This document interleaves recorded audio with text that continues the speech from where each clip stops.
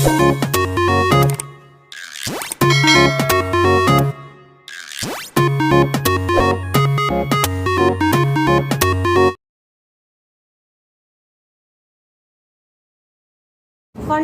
Theorem of arithmetic दिमाग में recall कर लिया आपने? कितने बच्चों को याद है? ठीक है, सबसे पहले ये बताएगा, इसने क्या नाम था कल, नाम क्या क्या था? सुमित धामी। बेटा आगे आ जाओ। सुमित धामी आपको बताएगा what is fundamental theorem of arithmetic. और जिनको याद नहीं है वो इसकी सुन के याद कर लेना। शर्ट कहाँ होनी चाहिए है? आ जाओ ऐसे ही बाहर ही। ये शर्ट यही होनी चाहिए थी तुम्हारी, तो अंदर क्यों नहीं है? शर्ट अंदर क्यों नहीं है? नाम बताओ अपना, सीधे खड़े हो जाओ, इधर आ जाओ, कैमरे पे आओ। हाँ नाम बताओ, सीधे खड़े हो। सुमित धामी। सुमित धामी। चलो बताओ fundamental theorem of arithmetic. Every composite number can be expressed as the product of primes and its factor is unique. And its factors is unique या are unique. If you are saying factors then are unique. ठीक है, सही बताया इसने, clapping करो इसके लिए। तो बहुत अच्छी बात है, तुम्हें थ्योरम तो याद है, पर ये तुम्हारा ये ड्रेसिंग ठीक नहीं। ठीक है, ये अंदर करो जाओ। आप बॉयज में से पीछे से जिसने हाउस यूनिफॉर्म पहनी आ जाओ। अभी मेरे पास बहुत टाइम है, पूरा साल है, पूरे साल में तो ये बुक मैं आपको 4 बार रिवाइज करा दूंगी। पहले जरूरी है कि आपको आए। मास्क नीचे करो, नाम बताओ। सुमित चौधरी। सुमित चौधरी। सुमित बताओ। मैम जो कंपोजिशन नंबर्स होते हैं वो ना प्राइम नंबर्स होते हैं, जो उसके फैक्टराइजेशन होंगे वो ना एक यूनिक नंबर होंगे। प्राइम नंबर का फैक्टराइजेशन या कंपोजिट नंबर का फैक्टराइजेशन? कंपोजिशन नंबर कौन सा होगा? हंसी है नहीं, अभी आपको भी यही बुलाऊंगी। नंबर प्राइम Yes, और ma'am. फैक्टराइजेशन भी प्राइम का ही करेंगे। Yes ma'am. No ma'am, composition composition तो म्यूजिक में होती है। Composite exactly. नंबर कैसा होगा? कंपोजिट नंबर के ही तो फैक्टर करोगे भाई। प्राइम नंबर के तो 2 ही फैक्टर होते हैं, एक ये वो खुद और एक 1। तो कंपोजिट नंबर का जो फैक्टराइजेशन होगा वो कैसा होगा? यूनिक होगा। और जो उसके फैक्टर्स आएंगे वो कैसे नंबर्स होंगे?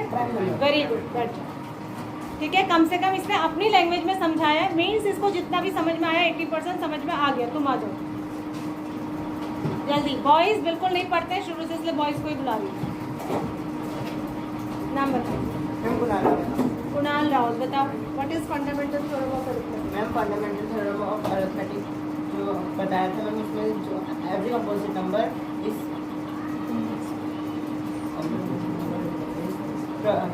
अपनी लैंग्वेज में बताओ, बोल के बता दो, जरूरी नहीं है कि तुम डेफिनेशन में ही बताओ। मैम जो फंडामेंटल यूनिट ऑफ अरिथमेटिक है उसमें किसी भी कंपोजिट नंबर को अगर हम फैक्टराइज करेंगे तो उसके फैक्टर प्राइम आएंगे और उनकी जो उसका फैक्टर आएगा वो यूनिक होगा। Very good, clap.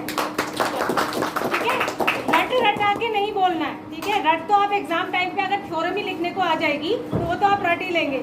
आपको तो मेन उसका एप्लीकेशन सीखना है ना। अभी थ्योरम ही आ जाए ऐसा जरूरी नहीं, उससे क्वेश्चन करने आने चाहिए। ठीक है, और बॉयज में तुम आ जाओ। रेशो आ जाओ, रेशो मैथी आ जाओ। ये मेरा फेवरेट स्टूडेंट है, इसको मैं रोज बुलाती हूँ।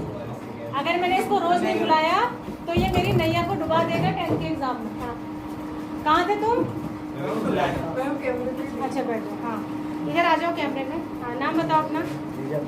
ऋषभ है या रेशव है तुम्हारा नाम? रेशव। क्या बैठी बताओ। मैम जो मैम कंपोजिट नंबर है मैम उसको मैम को नहीं बताना, बच्चों को बताओ। हंसना नहीं है। मैम जो मैम कंपोजिट नंबर है मैम उसको प्राइम नंबर से अगर मैम जैसे प्राइम नंबर कोई भी मैम 3 और 5 मैम उससे अगर हम फैक्टर करेंगे जो मैम यूनिक डिजिट आएगा उसका उसको कहते हैं। इसने क्या गलत बोला? खड़ी हो जाओ, आ जाओ इधर। नाम भी बताओ। कनिका नीचे करो। मैं क्या पूछ रही हूँ कनिका?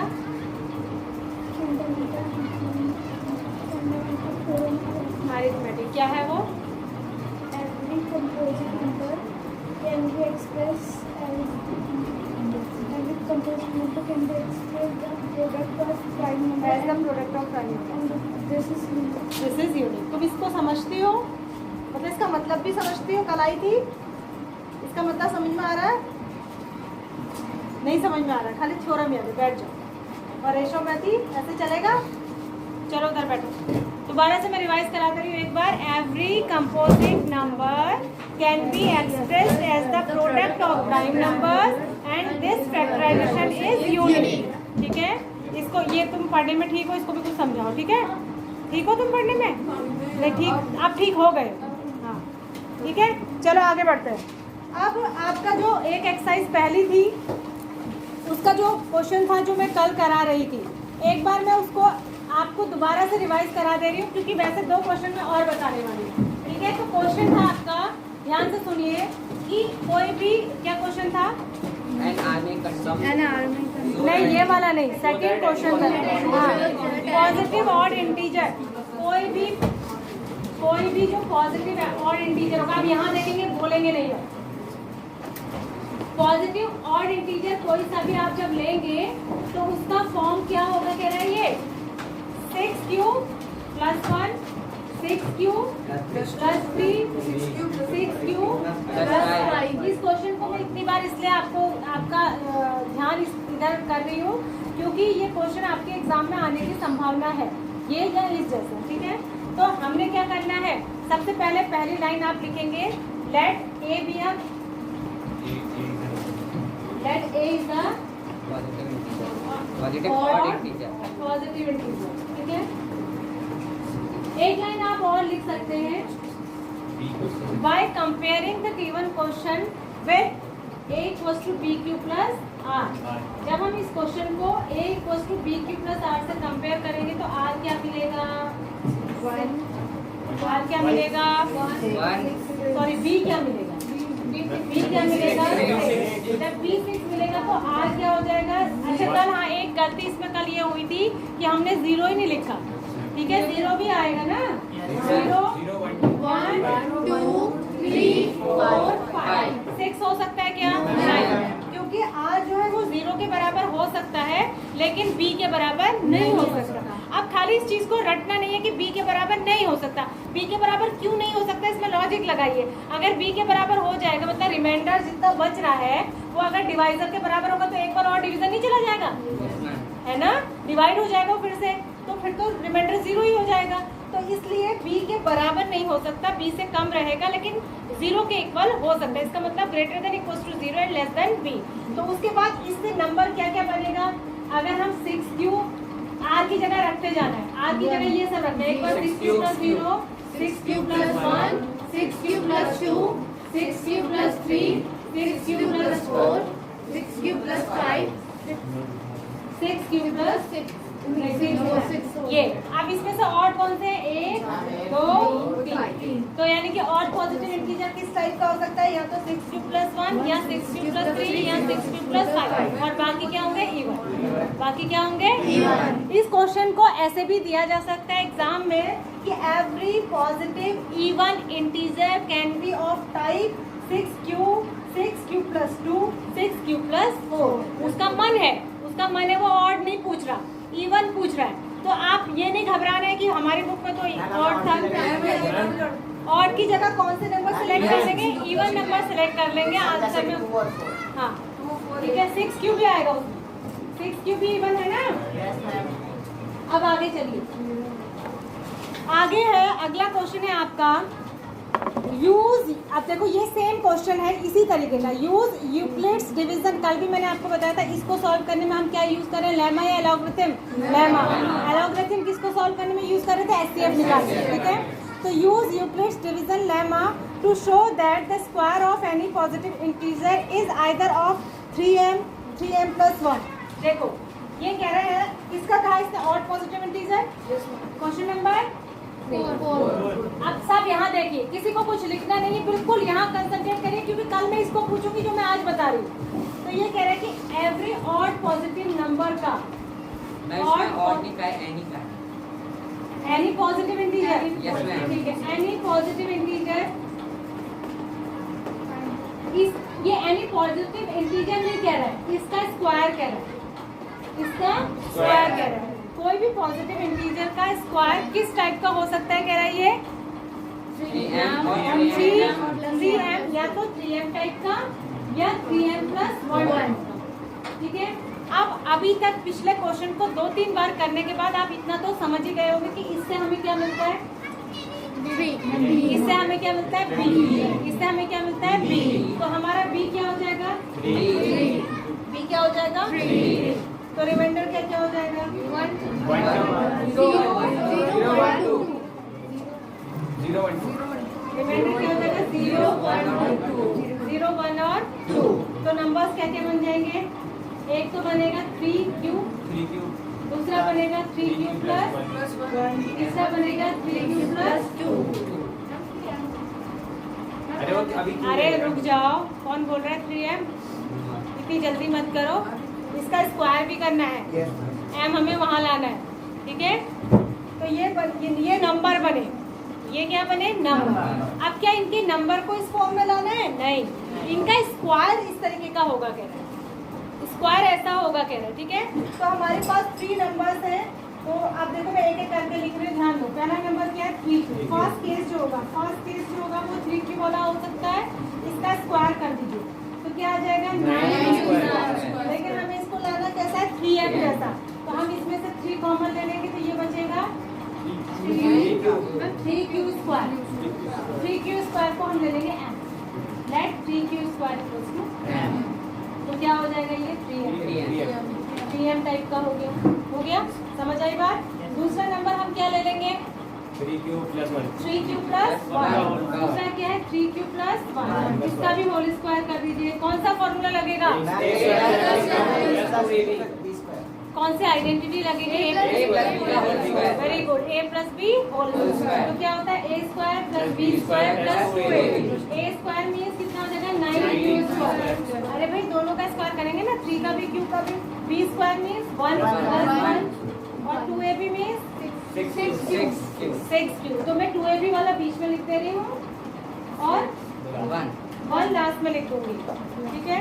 आप क्या करेंगे, इन दोनों में से 3 कॉमन ले लेंगे, तो क्या हो जाएगा 3 हो जाएगा 3q² + 2q +1, इसको m लेंगे, इसको क्या लिखेंगे m, इसमें लिखेंगे लेट, सबके लिए अलग अलग लिखना पड़ेगा, लेट 3q² + 2q = m। तब ये टाइप क्या हो गया इसका, इसको तो m ले लिया तो क्या होगा 3m+1, समझ आया। अब तीसरे वाले को ऐसे ही कर लेंगे 3q+2m, उसका स्क्वायर करेंगे तो क्या आएगा 9 2ab करके क्या आएगा 12q +4, अब 4 आ गया आएगा। इस 4 को अगली लाइन में क्या लिखेंगे 3+1, क्या लिखेंगे 3+1, और इसमें से हम क्या कॉमन ले लेंगे 3 कॉमन लिया तो यहाँ से क्या आ जाएगा 3q +1, तो इसको क्या ले लेंगे m, तो ये हो जाएगा 3m+1। समझ आई बात, किस किस के एरोप्लेन की तरह निकल गया, कोई बात नीचे बैठ मैम वहाँ पे मैम 3m+1 मैम सेकंड वाले पे मैम, तो 3q² + जो वाले मैम रुक जाओ, मैम लास्ट लाइन मैम वो ये तो मैम इसका m निकल के आया, वो लास्ट में 1 कैसे आया, ये लास्ट में बचा हुआ है ना, बचा हुआ ये तो बचा ही था मैम, वो बोलिए वहाँ पे 3m+1 भी होता है, ये, इसको हमने सपोज करना है, इसको हमने मान लेना है, आया थोड़ी है, मान रहे हैं इससे मिलाने के लिए।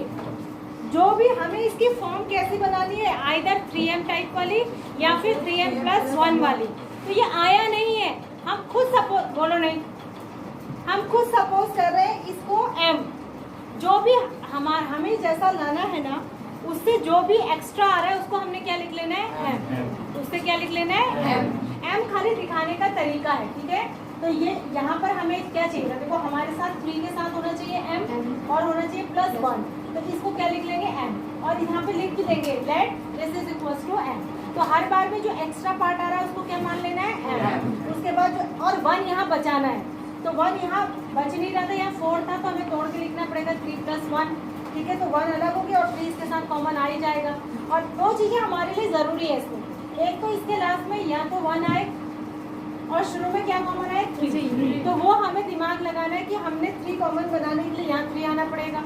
भाई अगर ये 4 ही रहता तो ना तो 3 कॉमन आता और ना 1 आता, तो इसको क्या लिख दिया 3 + 1, ठीक है। अब बताओ कहाँ पर अटक रहे हो, खड़े हो जाओ बेटा, लास्ट, हाँ खड़े हो, क्या नहीं समझ आया, हाँ दोबारा समझा लो, नीचे बैठ। ये कह रहा है कि कोई भी पॉजिटिव इंटीजर आप ले लेंगे और उसका स्क्वायर करेंगे तो वो इस टाइप का होगा, स्क्वायर उसका ऐसा आएगा।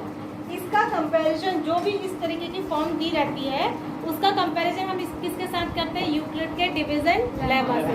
तो इसका कंपैरिजन हम किससे करेंगे, किसी भी 8 का कर लो, चाहे इसका कर लो चाहे इसका कर लो। तो आप a = bq प्लस, क्योंकि हमें a फाइंड करना है, तो a = bq प्लस r से जब इसका हम कंपैरिजन करेंगे, अगर इसका कर लेंगे तो आपको पता चल जाएगा कि हमें सिर्फ b फाइंड करना है यहाँ पे, ठीक है। तो b कितना हो गया 3, b की जगह क्या है 3, तो यहाँ से b मिल गया। b क्या होता है, डिवाइजर। b क्या होता है, डिवाइजर।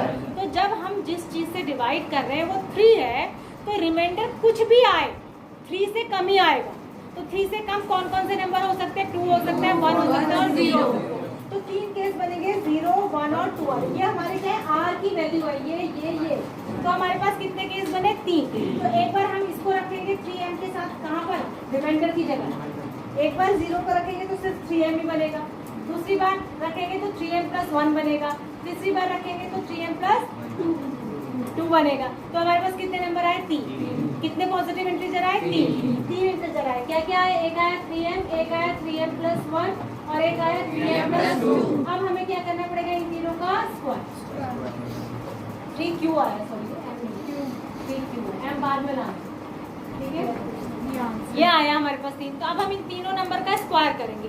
तो पहली बार हमने 3q का स्क्वायर करा तो ये तो सीधे 9q² आ गया। 3 कॉमन, अब ये क्वेश्चन ये भी होना चाहिए 3 कॉमन क्यों लिया, क्योंकि हमको इसकी फॉर्म ऐसे बनानी है 3 × समथिंग, 3 × समथिंग। तो 3 कॉमन ले लिए तो अंदर बचा 3q², इसको क्या लिख देंगे m, क्या लिख देंगे इसको m। अगली बार हमने 3m + 1 का स्क्वायर करा तो हमारे पास आया 9q² + 6q + 1। तो हमें इसकी फॉर्म या तो ऐसी बनानी है या ऐसी बनानी है। ऐसी बनेगी नहीं क्योंकि इसमें लास्ट में 1 आ रहा है, तो इसलिए पहले वाले जो 2 पार्ट है उसमें से देखेंगे 3 कॉमन आ रहा है कि नहीं आ रहा है। अगर आ जाए तो वेल एंड गुड है, हमारा काम बन गया। हमने 3 कॉमन लिया, अंदर कुछ भी बचे हाथी घोड़ा गधा उससे मतलब नहीं है, जो भी अंदर बचेगा उसको m लिख लेना है। तो ये हो गया 3m + 1। तीसरे वाले को हमने फिर करा 3m + 2 का स्क्वायर, ठीक है। इसको करा तो ये आया। हम फर्स्ट क्या गए, ना तो 1 आ रहा है ना तो इन तीनों में से 3 कॉमन आएगा क्या, नहीं। अगर तीनों में से 3 कॉमन आ जाएगा तो 3m वाली फॉर्म बन जाती, लास्ट में 1 आता तो 3m + 1 वाली फॉर्म बन जाती। दोनों ही नहीं बन रही है तो हमने इसको तोड़ देंगे। भाई हमें दिमाग तो खुद ही लगाना पड़ेगा। तोड़ दिया, इसको लिखा 3 + 1। अब हमने देखा कि इसमें से 3 कॉमन आ रहा है, वेरी गुड, खुश हो जाना। 3 कॉमन आ गया तो अंदर जो भी बचे और लास्ट में +1 भी आ गया, इसको लिख देंगे m, तो 3m + 1, ठीक है। सबको क्लियर हो गया? आप कोई डाउट है आपको? अब आपको लग रहा होगा कि 10th जो है 8th जैसा नहीं है, 10th 8th जैसी नहीं है, 9th जैसी भी नहीं है। 9th ज़्यादा टफ है कि 10th? 9th ज़्यादा टफ। ये एक ऐसा चैप्टर सिर्फ अकेले यही एक ऐसा है जिसमें तुम्हें थोड़ी इस तरीके की क्वेश्चंस पढ़ने पड़ रहे हैं, प्रूव करने वाले। अभी और भी पढ़ने हैं, लेकिन आगे की जो मैथमेटिक्स है वो अच्छी है, ट्रिग्नोमेट्री भी आपको बहुत अच्छी लगेगी, ठीक है। तो ऐसा नहीं, और इसको भी आप इंटरेस्ट से पढ़िए तो आपको अच्छी ही लगेगी, ऐसा नहीं है कि आपको खराब। देखो कोई भी चीज़ जब हम नया पढ़ते हैं ना, कुछ जब हम कोई भी सिलेबस पढ़ते हैं, जैसे 10th में आए या 9th में आए, कुछ तो पीछे का होता है, मतलब जो आगे जुड़ के आता जाता है। जैसे नंबर सिस्टम तुम पढ़ रहे हो तो कुछ तुम जानते हो, लेकिन जो तुम नया पढ़ रहे हो वो तुम्हें थोड़ा तो अलग लगेगा, जो तुमने पहले बिल्कुल भी नहीं पढ़ा, ठीक है। अब डिवीज़न करना पहले से जानते हो तो उसमें थोड़ा टफ डिवीज़न आ जाएगा तो तुम्हें कुछ अलग नहीं लगेगा, है ना। लेकिन जो नई चीज़ पढ़ते हैं, जब वो पहली बार पढ़ते हैं तो वो थोड़ी पीछे से अलग तो लगती है। ये सब तुमने पहले नहीं पढ़ा है, ठीक है। तो ये इतना समझ आ गया। अब इसमें एक क्वेश्चन क्यूब वाला भी है, एक क्वेश्चन क्यूब वाला भी है। देखो अब इसमें थोड़ा सा आपको अलग करना है। और अलग क्यों करना है वो भी मैं बताती हूँ। फिफ्थ वाला क्वेश्चन है ना। फिफ्थ क्वेश्चन देखो, Euclid's division lemma to show that the cube of any positive integer is of the form this this and this. देखो ये कह रहा है कि किसी भी, ध्यान से देखेंगे, कल आप इसको बोर्ड पे करेंगे जिस बच्चे को मैं बुलाऊंगी, इसलिए आज बिल्कुल नाक कान आंख सब खोल के देखना है। ये अभी इसने पिछले वाले क्वेश्चन में किसकी बात करी थी? स्क्वायर की। किसकी बात करी थी? स्क्वायर। अब ये कर रहा है क्यूब की बात। ये कह रहा है कि किसी भी पॉजिटिव नंबर का जब हम क्यूब करते हैं तो यूक्लिड्स के लेमा के हिसाब से वो इस फॉर्म का आता है। किस फॉर्म का आता है? या तो 9m या 9m+1 या ऐसा आता है। क्या ठीक है? 9m+8। ठीक है। और कैसा इंटीजर कह रहा है ये? पॉजिटिव। इसने ऑड या इवन नहीं कहा। आप देखो इसमें आपको, अगर आप इसको यूक्लिड से कंपेयर करेंगे तो आप कहेंगे मैम हम इसमें b को लेंगे 9, लेंगे ना। अगर आप इसको 9 लेके भी करेंगे तो ऐसा नहीं है कि क्वेश्चन का आंसर नहीं आएगा। कहाँ थे राज? हैं? क्या कर रहे थे नर्स रूम में? हैं? अरे मास्क नीचे कर लो, आवाज तो सुनाई दे। सर में दर्द हो रहा था? सही हो गया अचानक से? अब क्लास को इंटरप्ट मत करो, तो यहीं खड़े हो। यहाँ देखो, इसमें अगर हम 9 भी कॉमन ले, 9 भी, यहाँ देखो, तुम यहाँ देखो, तुम लोग क्लास के अंदर हो ना, तो यहाँ देखो, ये ऐसे क्वेश्चन है तुम्हें अपने आप से नहीं आएंगे। ये आप b की जगह क्या लेना चाहिए? आपको 9 लेना चाहिए ना, 9। लेकिन जब आप b की जगह 9 ले लेंगे तो आप सोचिए ये क्वेश्चन कितना बड़ा हो जाएगा। अगर b 9 है तो r क्या क्या आ जाएंगे? 0 1 2 3 4 इतना। और तुम्हें ये क्यूब कह रहा है तो तुम्हें इतने नंबर्स का, इतने नंबर बन जाएंगे। ये कितना बन जाएंगे? देखो, एक बनेगा तुम्हारा 9m+0, एक बन जाएगा 9m+1, एक बन जाएगा 9m+2, एक बन जाएगा 9m+3। इस तरीके से करके 9m+8 तक बनेंगे। और उतनों के तुम्हें क्यूब करने पड़ेंगे, उतनों में तुम्हें कॉमन लेना पड़ेगा। तो ये क्वेश्चन तो हो जाएगा आधा 1 घंटा इसी क्वेश्चन में लग जाएगा। तो इतना बड़ा क्वेश्चन नहीं। तो इसका दूसरा तरीका क्या है? जो 9 का लिंक होता है ना, अगर हमें 9 लाना है तो हम 3 से भी ला सकते हैं। ठीक है। तो इसमें हम क्या करेंगे? देखो ऐसा बिल्कुल नहीं है कि 9 लेके ये क्वेश्चन सॉल्व नहीं होगा। 9 लेके बिल्कुल सॉल्व होगा, पर 9 से हमें ये क्वेश्चन बहुत बड़ा हो जाएगा। तो हम इसमें b = क्या लेंगे? b = क्या लेंगे? ये हमने क्यों लिया? अपनी सुविधा के लिए। क्यों लिया?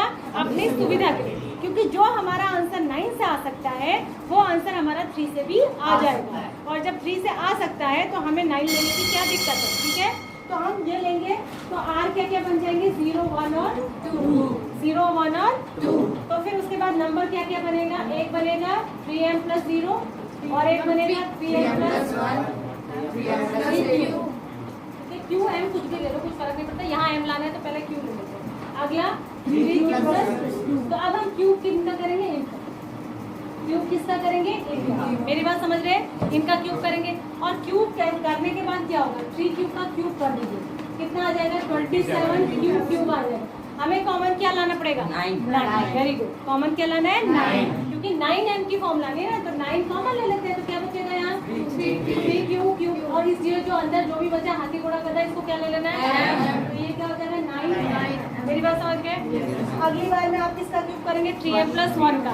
कौन सा फॉर्मूला लगेगा? a+b का होल क्यूब। फॉर्मूला होता क्या है? a cube plus b cube plus 3a²b plus 3ab²। ठीक है। उसमें से भी क्या कॉमन लेंगे? 9 कॉमन लेंगे। अगर पूरे में से 9 कॉमन आ जा रहा तो बहुत अच्छी बात है, अंदर जो भी बचा उसकी जगह m लिख देना।